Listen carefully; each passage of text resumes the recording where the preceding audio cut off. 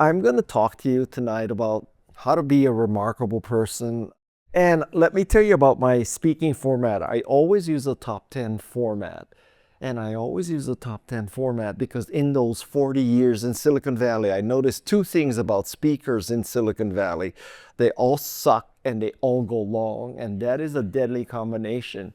If you suck and you're short, it's okay. If you're great and you're long, also okay. But if you suck and go long, that is a deadly combination. So I use a top 10 format so that in case you think I suck, you know about how longer I'm going to suck because I have exactly 10 key points. All right.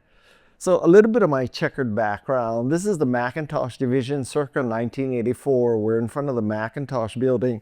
I'm in the upper left-hand corner. You can barely see me. As I look back on my life, I'm the dumbass who left Apple twice. Steve Jobs offered me a third job. I turned him down. I figured that those three decisions probably cost me $300 million. You know, 300 million here, 300 million there. Pretty soon it's serious money. So, you know, one of my regrets. This is also a historical photo. This is the only known instance of Steve Jobs ever getting on his knees for anything. So cherish that you saw this photo. It's not generative AI. Steve Jobs really got on his knees that day. Yeah. So that's my beginning in Silicon Valley. And after, you know, that was at the start of my career. Now I'm at the end of my career, and I am the chief evangelist of Canva. I hope all of you use Canva. Yeah. And this is the day that they introduced Canva to me. And, you know, a lot of people want to know, you know, how did I pick Canva out of all the thousands of startups to work for? And let me tell you the true story. The true story of this is that I had a person helping me with social media, and she was using Canva to make tweets. This is like 13 years ago, right? So this before Twitter became a Nazi platform, okay? So I had this theory that every tweet should go out with a picture. So she was using Canva to make a picture for every tweet. And one day, Cliff there, the co-founder, noticed that I was on Twitter using Canva. And he reached out to me with an @message, a direct message. Thank you, God, I noticed that @message because I was getting hundreds of @messages. And I responded, and he responded, and he said, you know, we're coming to California soon from Australia. You know, can we come meet you? So I went to Peggy Fitzpatrick, who's the woman who was handling my social media with me. And I said, isn't Canva what we use to make our graphics? And she said, yeah. I said, do you like the product? She said, yeah. I said, well, you think I should help them? And she said, yeah. And that was the due diligence. And so that was like 12 years ago. And I got to tell you, Canva has been very, very good to me.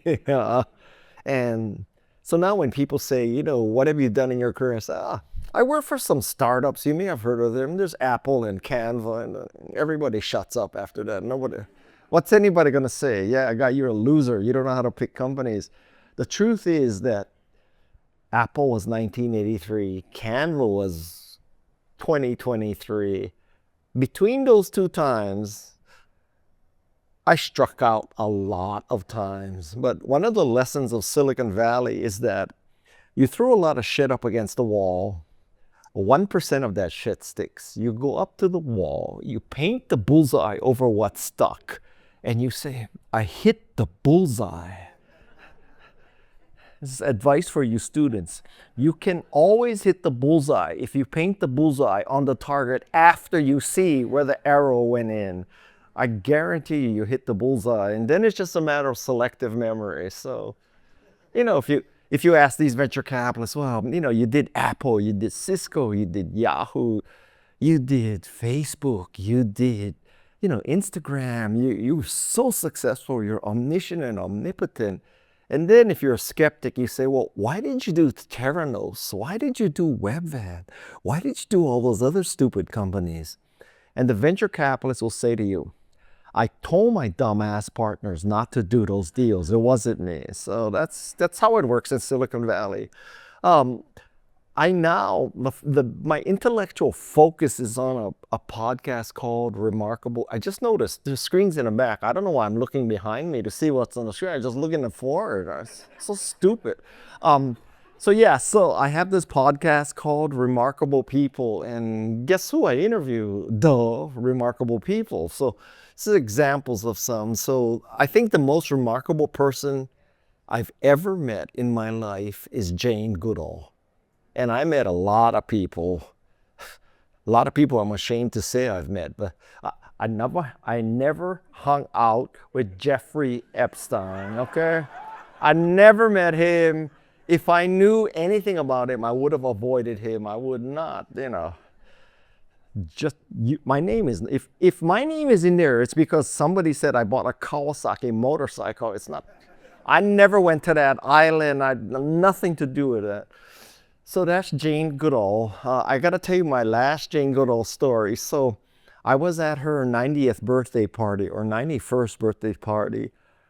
And don't get me wrong, it's not like it was, Jane and her BFFs. It was 12 people. She had like a Taylor Swift kind of national birthday party tour all over the world, And so I went to this party and she looked a little tired. And I went up to Jane. I said, Jane, you look a little tired. You need to take it easy. I mean, you've done so much. And so come stay at my house. We won't ask you for selfies. We won't ask you for autographs. Just hide out at my house for a few days. And she said to me, Guy, I cannot do that because there is too much to do. This is a woman at 91, traveling 300 days a year, at 91, evangelizing her concern for the welfare of the earth. 91, 300 days. And when Jane Goodall travels, I'll give you a contrast in travel. When I travel, like I came for this speech, right? I get here last night, I go to my hotel, I go to sleep, I wake up, I have breakfast, I kill time all day, I'm like hanging around, I'm not doing anything. And then finally at 4:30, I'm on deck and I'm here, right? So, I mean, how hard is that? Now I speak here for an hour, I get on the plane, I go home, bada bing, bada bang. Arguably I've worked 1 hour in this whole trip, right? Jane Goodall wakes up in the morning, she meets with donors, she meets with schools, she meets with kids, she meets with politicians. She's all day long, she's meeting. A guy can only handle 1 meeting a day, and Jane was doing 10. So that's Jane Goodall. The next picture is Steve Wozniak. That's what rich white billionaires do. They play Segway Polo.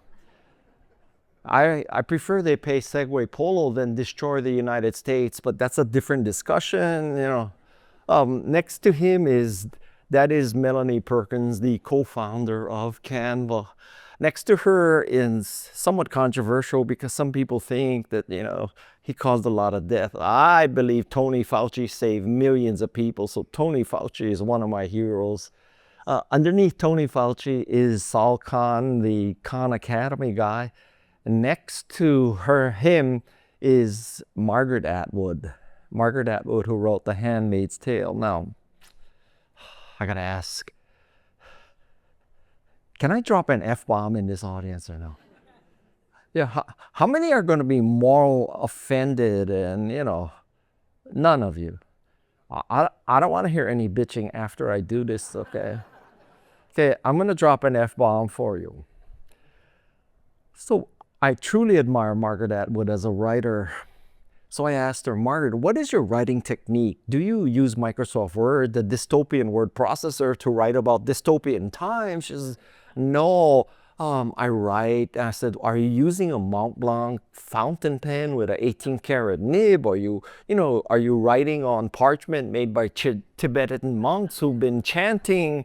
She said, no, I just write on paper and I send it to my editor. And I said, well, how do you edit? I mean, does a content editor send everything back to you and you have to edit and edit, or if you're freaking Margaret Atwood, you turn in your draft and the editor says, oh my God, Margaret, I've never seen a draft like this. There's no changes to make. Well, she says to me, Guy, you know what I do? When I write one of my novels, I find people who are like my characters and I send them the draft and I let them comment to make sure that my characters are accurate. Okay, I like it so far. And then Margaret, God bless Margaret, Margaret says to me, so once I had this young professional in my novel and I sent him the draft and he says to me, Margaret, the phrase is, what the fuck, not what in fuck, Margaret.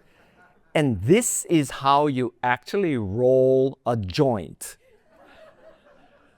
So Margaret Atwood is the first person to drop an F-bomb in my podcast. I am so proud of that. I thought it was going to be Gary Vaynerchuk, but Margaret Atwood beat him. Yeah, I'm so proud of that. Yeah. The next person is Neil deGrasse Tyson, astrophysicist. It's hard to interview him because his brain is so much faster than mine. And finally, we have Brandi Chastain, the Alyssa Liu of soccer. Yeah, this is just after she won the World Cup. She took off her jersey and swung it around. I hope you guys have ever seen that. Have you seen that? You have no idea what I'm talking about, right? Okay. That woman, right after she shot a penalty shot and won the World Cup, and she took off her jersey and she ran around the field, and you're looking at me like I'm nuts, right? They're like, Google Brandi Chastain. It was an epic moment in women's sports. Yeah. Okay, so anyway, that's the people on my podcast. And so I'm going to give you a mental framework. We might not have time for a fireside chat at this rate. So this is, I believe, after 50 years of working, all things in life can be reduced to a 2x2 matrix. Everything in life is a 2x2 matrix. This is the 2x2 matrix of life. On the vertical axis, you have to assess whether what you do, your product can do, your services can do, your company can do, is it valuable or not valuable? On the horizontal axis, you measure whether it is common, lots of people can do this, or it is unique, only you can do this. So in the upper left-hand corner, if you doing something good, but many people can do it, you always have to compete on price. The bottom left corner, that's where you do something that many people do and it's not valuable. There, you're just stupid. Everybody's doing it. Nobody cares. You're just plain stupid. The bottom right corner is where you are doing something that is not valuable, but only you can do it. You own a market that doesn't exist. In that market, I just feel bad for you. The corner you want to be in, the shaka corner, is where you are unique and valuable. So as you go through your life, you want to figure out how you can be unique and valuable, where nobody else can do this. And what this is something that is very valuable. I'll give you a good tech example. When the iPod first came out, it truly was in that corner because the iPod was the only device with a user interface that a mere mortal could use, wide selection of music, easy to install the music, and legal to install the music, and 99 cents per song. There was nothing that could do anything like that. You want to be the iPod of whatever career you're in. That's the goal. And I also tell you, in personal relationships, it's not a bad model to be, because if you are a unique and valuable spouse, you got nothing to worry about. So that's the intellectual framework. Now, the first thing is, if you want to be remarkable, you should look for pain. Pain is where remarkable people make a difference, not pleasure, pain. You're looking for pain. So I'll show you an example from Canva. This is a screen from Adobe Photoshop. This is pain. You boot that after you paid your several $1,000 license, and you look at that and you say, all right, so this is going to make me creative and productive. We got on the left side about 30 tools. I have no idea what any of them do. We have across the top in the menu bar, we have another 10 tools. We got these 2 open windows. This is a typical looking menu. I mean, this is the pain that Canva solved. That you look at Photoshop, oh my God, what the hell is this? I just want to edit my photos. So this is pain. If you're in biotech, I get migraine headaches, okay? I can tell you something. When you have a migraine headache, you will kind of pay unlimited money to get rid of that headache. I guarantee you. So if I were in biotech and, or if you're asking me advice about biotech and you said, well, Guy, I can either solve migraine headaches or I can give people lusher lips with Botox, I would tell you, stick with the migraine headaches. That is much more lucrative a thing to do, much more important for the world to fix pain than for people to have more luscious lips, okay? Second thing is I advise you to go and be the customer. Now, Toyota had a theory that you should go and see what's happening. So if your factory floor is not operating very well, instead of just looking at reports and computer screens, you actually go to the factory floor and you go to see what's happening on the factory floor. I would say you could take it one level better and you go and be on the factory floor, which means that you are actually operating the machine. You're not just watching people operate the machine. But go and be, you could take it with a very good biotech example, which is this.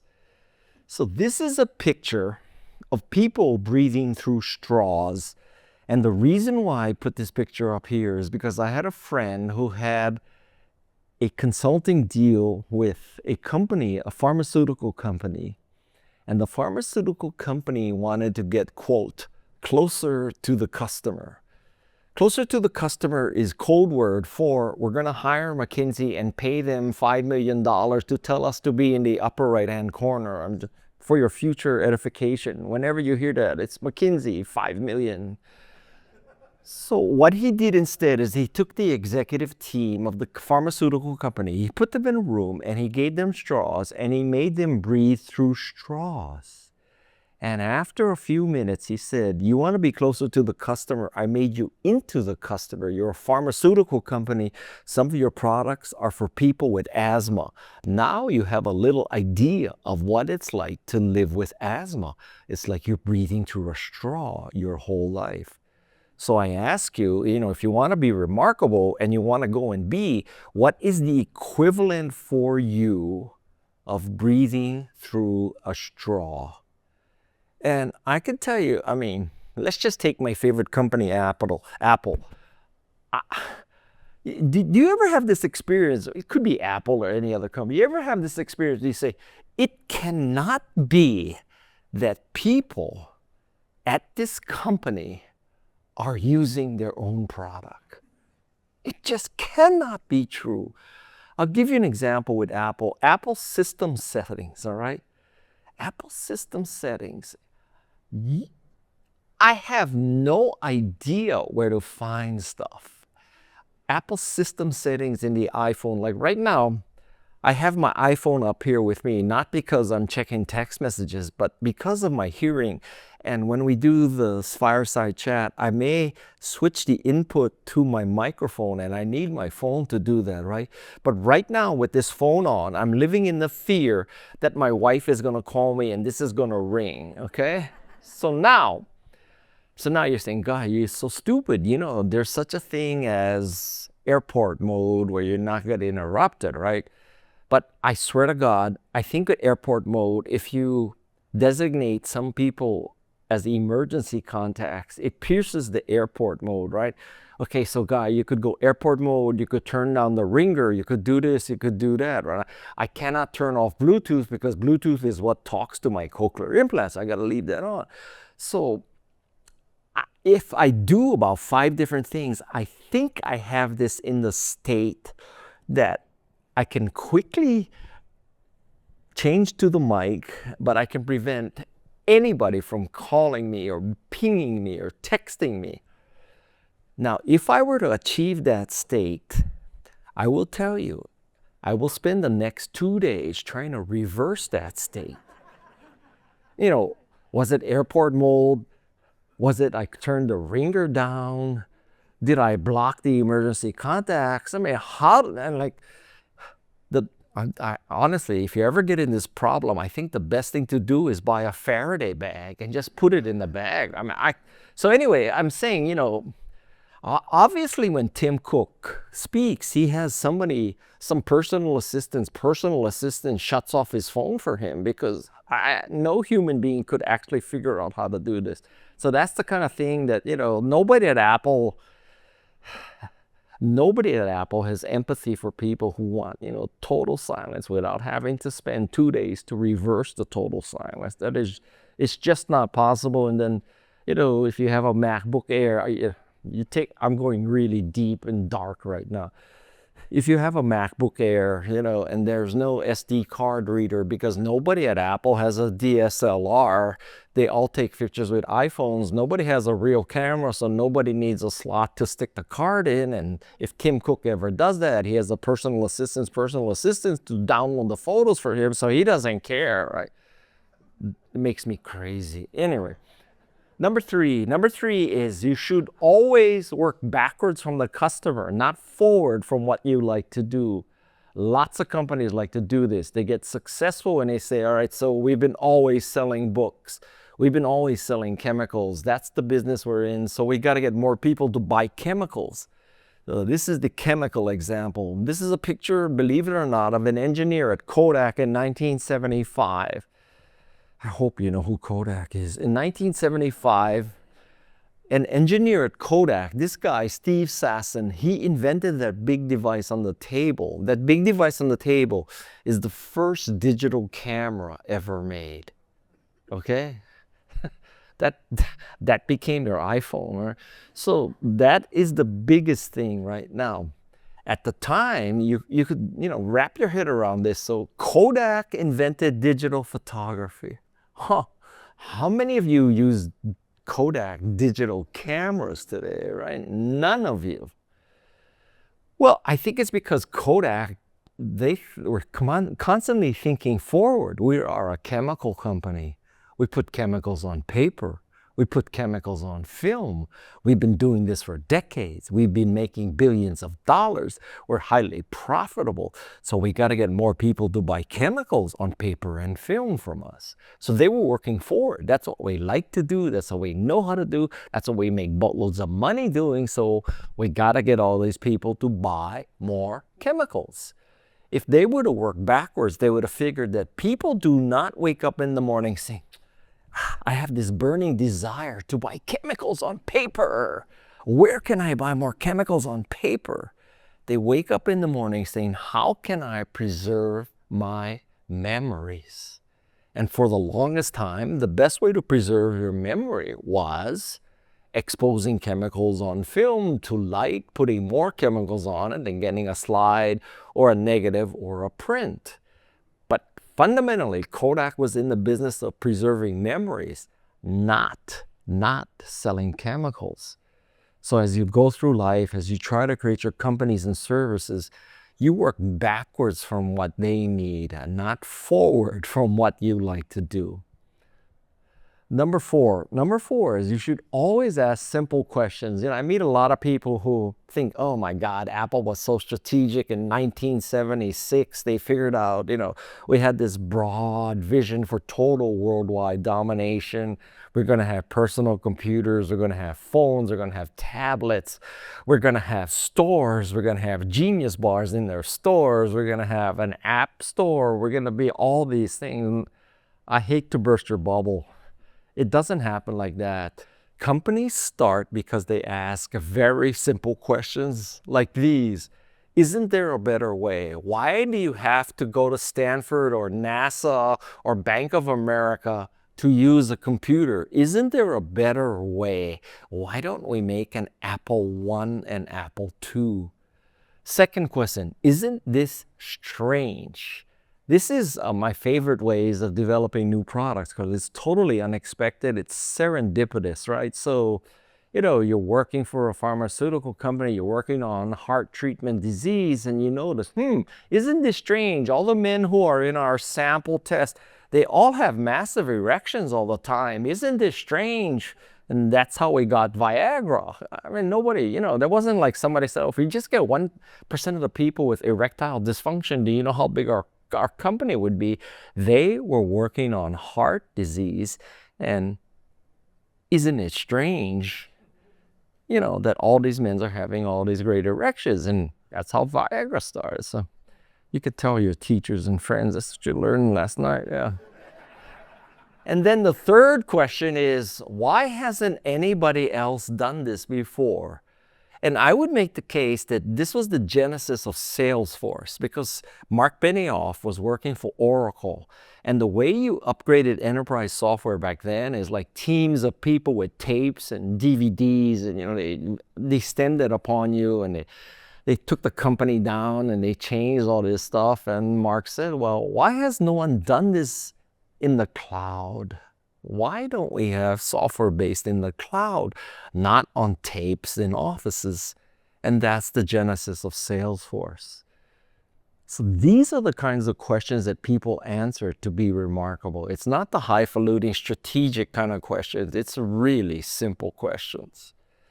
Number five is, if you want to be remarkable, you cannot stay on the same curve, duking it out and trying to be 10% better. If you want to be remarkable, you got to get to the next curve or invent the next curve. So let's take a really classic business. This is the ice harvesting business. In 1900, people would go to frozen lakes and ponds and cut blocks of ice. Their technology was a saw, a sleigh, and a horse. That was the state of the art of ice harvesting. Ice 1.0, Ice 2.0. Now we have ice factories. You can freeze water any city, any time of the year. You can have an ice factory in San Diego. You cannot have an ice factory, excuse me, I said that wrong. You can have an ice factory anywhere, Hawaii, Singapore, anywhere, right? But you cannot harvest ice in Singapore or Hawaii. Major jump, Ice 2.0. Ice 3.0 is a refrigerator. So now you had your own personal ice factory. And I'll tell you something, none of the ice harvesters became ice factories, and none of the ice factories became refrigerator companies. It's the Kodak disease, right? If you define yourself as harvesting ice, you don't embrace the ice factory. If you define yourself as refreeze water centrally and the Iceman or Ice Girls deliver ice on the truck, then you don't embrace refrigerators. And if you define yourself as a chemical company, you do not embrace digital photography. So you gotta set your parameters. You want to get to the next curve, not just duke it all on the same curve.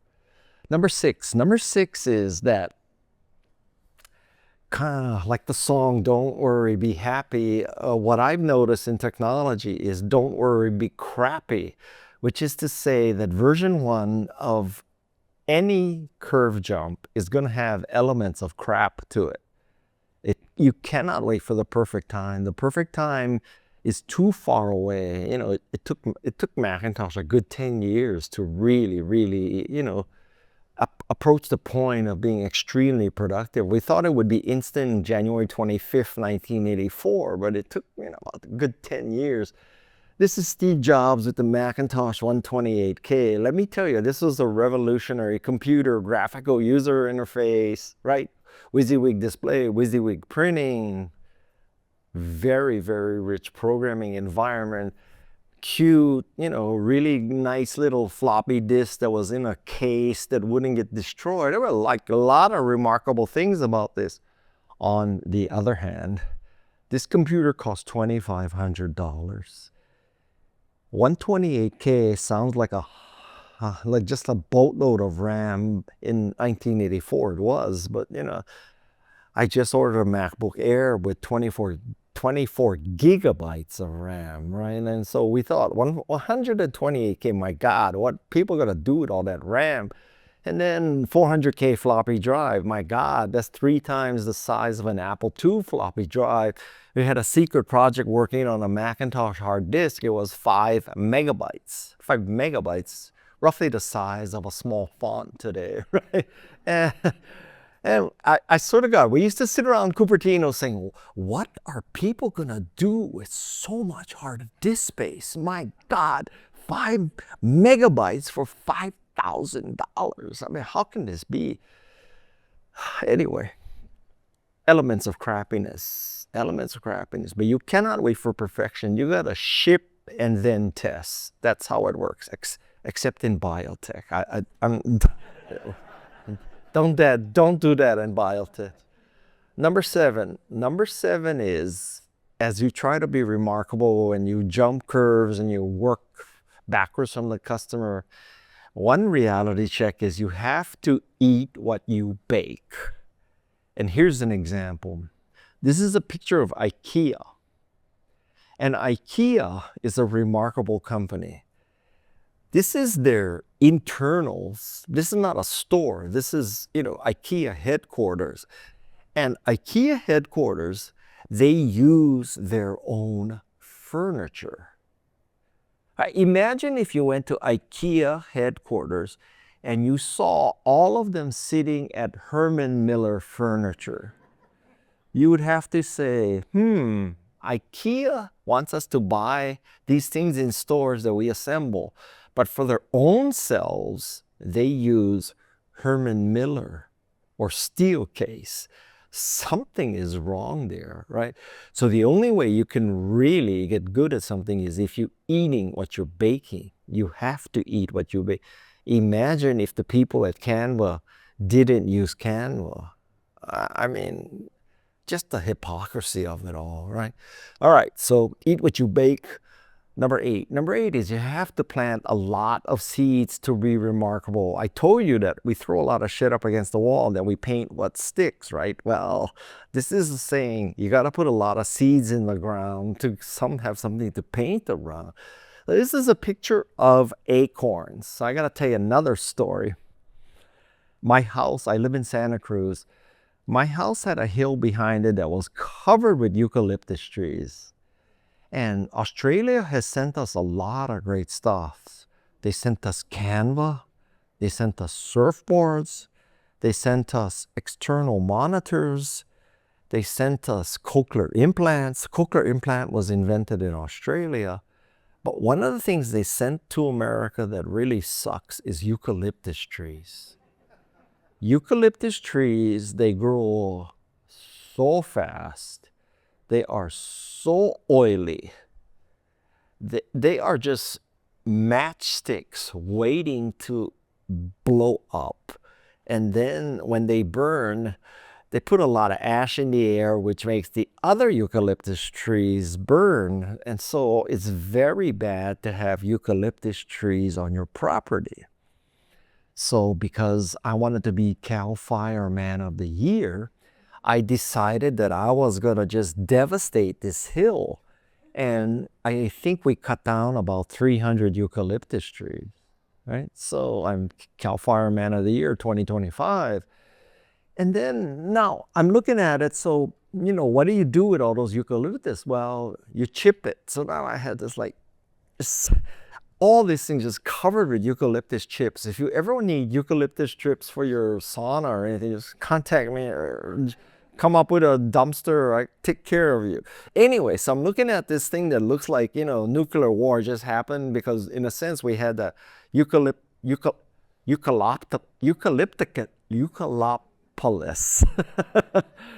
And so I decided, well, I gotta return this to the native state, right? So I look up and what should be there? Oak trees, Guy. So then, I go on the internet. I said, well, how do you, reforest oak trees? And it says, well, you can get the sampling, but that's really not the best way. The best way is to get acorns, let them become seedlings, And then an acorn to a seedling will catch up to a sapling that you bought. So you should do the acorn path. So, okay, so God, I believe everything I read on the internet, right? So now I'm on a hunt for acorns, and I learned that not every oak tree puts out acorns. There's a time of life where, I don't know, all the acorn trees I went to were in perimenopause or something. But anyway, I found some trees with acorns. If you ever want good acorns in Northern California, it's the oak trees in front of Warby Parker in Los Gatos. I give you my secret oak trees. So I got about 400 of these acorns. Now, when you get these acorns, the first thing you do is you put them in water, and the ones that float are dead. You throw those away. You only take the sinkers. You put the sinkers in your refrigerator for about 3 months because you gotta fake them out. They gotta think that they went through winter. And then at the end, they sprout like that. And then so I started with about 400. I threw away about 50 floaters. I put 350 in the refrigerator, like maybe 250 came out with these little, what do you call it? Whatever you call that, yeah. And so now I plant this in the ground, and of the 250 or so I planted, today there are 4 that have survived. Now, if I knew which 4 of the 400 would, guess what I would do? I would only plant those 4, right? But I don't know, you cannot do that. It's a law of big numbers. So what I'm trying to tell you is that if you want a mighty oak, whether it's a tree or a product or a service or a life, you've got to plant a lot of seeds. You've got to plant a lot of seeds. Your job right now, the 3 of you, is to collect data. You collect data. You try a lot of different things, okay? Plant a lot of acorns. Next, number 9 is you got to use all your weapons. And, this is not a time to be proud and high and mighty and, I don't know, aloof and academic and all. You need to use all your weapons. So it used to be that, you could kind of survive on your individual brilliance and your individual grit. I think those days are over. So now, instead of trying to be the outstanding violinist or the outstanding cello player or the outstanding trumpet player or the outstanding piano player, you should be the conductor. And the conductor knows sometimes I need a bass, sometimes I need a string, sometimes I need AI, sometimes I need a grammar checker, sometimes I need a mentor, sometimes I need a psychiatrist, sometimes, you've got to be able to pull all those things in. And if I might digress for a second, I think that AI is the best thing that ever happened. And I can tell you, AI has made me a much better writer. I use AI every stinking day. And every time I read, these people say that AI is a parlor trick. It really cannot do all the things that people say. I just scratched my head. I said, have you ever tried to use AI? I'll give you an example. So, when I was writing my book called Think Remarkable, which is a compilation of the wisdom of my Remarkable People podcast, I noticed this trend that a lot of people, they start in one kind of area and they make a complete jump to a completely different area. And I wanted more examples than just the ones I heard of. So I went to ChatGPT and I said, give me examples of people who made absolutely dramatic career shifts and became very successful. And it gave me 4, one of whom was Julia Child. So come to find out, you're looking at me like, who the hell is Julia Child, right? Yeah. Julia Child, like Kodak and Pan Am, Remington Rand, IBM, Microsoft. Julia Child is the woman who became known as the French chef. She really kind of democratized French cooking, right? So until her mid-30s, Julia Child worked for the OSS. The OSS is what has become the CIA. And So basically, Julia Child was a spook. And then she moved to France. She fell in love with French food, and she became the French chef. Well, now I don't think Julia's mom and dad said, honey, you want to be a French chef? You start in spying. You start in spying. You work for the CIA. That's going to prepare you for a life of cooking French food, right? So ChatGPT is what found that for me. Now, ChatGPT and every LLM hallucinates. I fully grant you that it hallucinates. But the problem with this is that many people, they do not compare apples against apples and oranges against oranges. They take the best of humankind and they compare it to the worst of LLMs. Well, you should really take the best of LLMs against the best of humankind, or the worst of LLMs against the worst of humankind, to be a fair thing. So just because you can induce ChatGPT to give you a wrong answer, that doesn't mean you should throw out all of AI. That is ridiculous, right? So I'll give you a really tactical example. So let's go apples against apples. So here's a multiple choice test. So let's suppose that we take it as a given that there are nuclear weapons in the world. I mean, there are. Somehow, there's got to be a mechanism to launch the nuclear weapons, right? So here comes the multiple choice test. Who can launch a nuclear weapon? Kim Jong-un, Vladimir Putin, Donald Trump, or ChatGPT? I personally would pick ChatGPT right now. I would rather have ChatGPT make a decision to launch a nuclear war than any of those other four people, right? I'll give you another theoretical question. You go home and you ask ChatGPT, should we teach the history of slavery in America to American students? And ChatGPT will give you a very, very intelligent answer about the 5 reasons that we need to teach this, because as Santayana said, if you don't study history, you're going to repeat it, right? So you've got to bring this out. I would make the case that that is a much better answer than if you went to Ron DeSantis or Greg Abbott and say, hey, Greg, buddy boy Greg, you think we should teach slavery to the students of Texas? Whose answer do you think is going to be better, Greg Abbott or ChatGPT?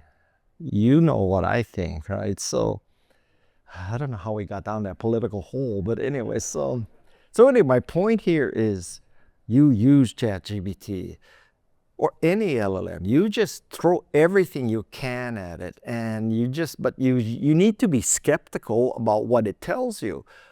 On the other hand, you should also be skeptical about what you hear from people. So what difference is it, right? I mean, you shouldn't believe everything anybody says. I mean, I'll give you one more question there. So let's say, should I get the measles vaccination? Well, you can ask ChatGPT or you can ask Robert Kennedy Jr.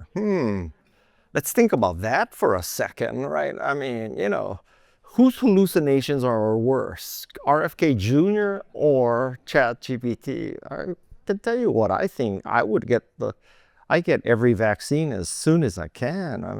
Anyway, the point is, you be a conductor, you use all the tools you can, including AI, because AI is not going to put you out of a job. It's someone who can use AI better than you who's going to put you out of the job. You've got to be the person who can use AI better than everybody else if you want a job, not the person who refuses to embrace AI. That would be like refusing to embrace the internet or refusing to use the personal computer. You rather type on a manual typewriter. God bless you. I don't know how far you're going to go with that. But if you take 2 equal people of intelligence and you give one a computer and one not, the person with the computer is going to beat the other person every time. So use all your tools. Number 10 is, we spend so much time on big data, big analysis, all these 2x2 matrices, all this great stuff, and AI and all that. And, because The goal here is that we make the perfect decision, and with enough computational power and enough data, we can make the perfect decision.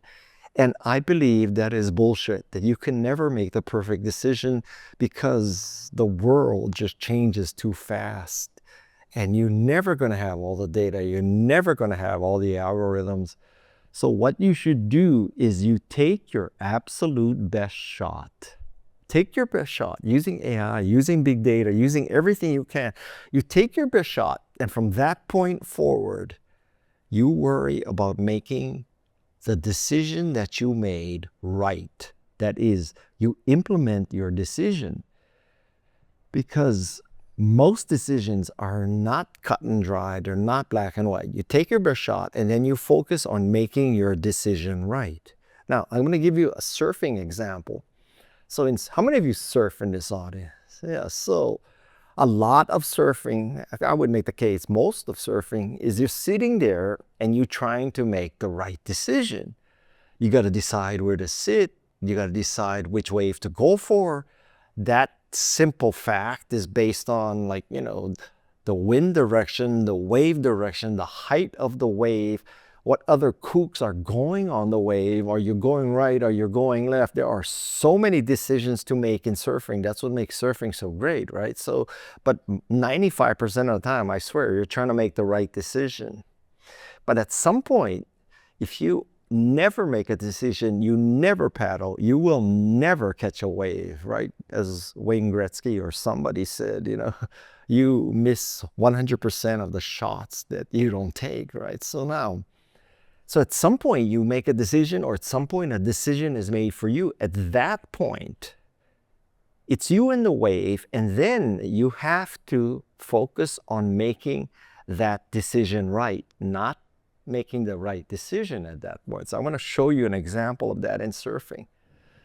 So this woman is trying to catch a wave. She's trying to get in the right position. Uh-oh, she did the wrong thing. She's going to get smashed. But what does she do? She focuses on making her decision right, and she gets a ride out of the wave, right? And sometimes in a surfing competition, you have 20 minutes. You can catch 5 waves. They only take the top 2 waves. So, you got to have at least 2 waves. If you have 1 wave, even if it was great, if you don't have 2, you don't qualify. You need minimum of 2, right? So for all we know, she had a great ride, and this was her second crappy ride, but she made her decision right, got the ride, and could qualify. Now, I happen to know the whole story of this because that's my daughter. So, not that I can surf like her, but anyway, so my whole point here is, after all is said and done, you have to make your decision right. That's what it's about, implementation. Good ideas are easy. Implementation is hard. That's where you separate people. Remarkable people can implement. They cannot just think about it. So that's how to be remarkable. I have 2 things I want to tell you. So you learned about my latest traditionally published book. It's called Wiser Guy. Wiser Guy reflects all the stories of my life and my podcast. So it's kind of like chicken soup for the soul from an Asian. If it was up to me, I would have called it miso soup for the soul, but they wouldn't let me do that. So anyway, it's called Wiser Guy. But this book just came out less than a month ago, and this book is how to use Signal. And Signal is by far the most private text messaging app. And I think that today, in this world, as privacy goes, so does democracy. So if you want democracy to be preserved, you better be extremely private and secure. And Signal is the way to go. So that's how to be remarkable. Thank you very much.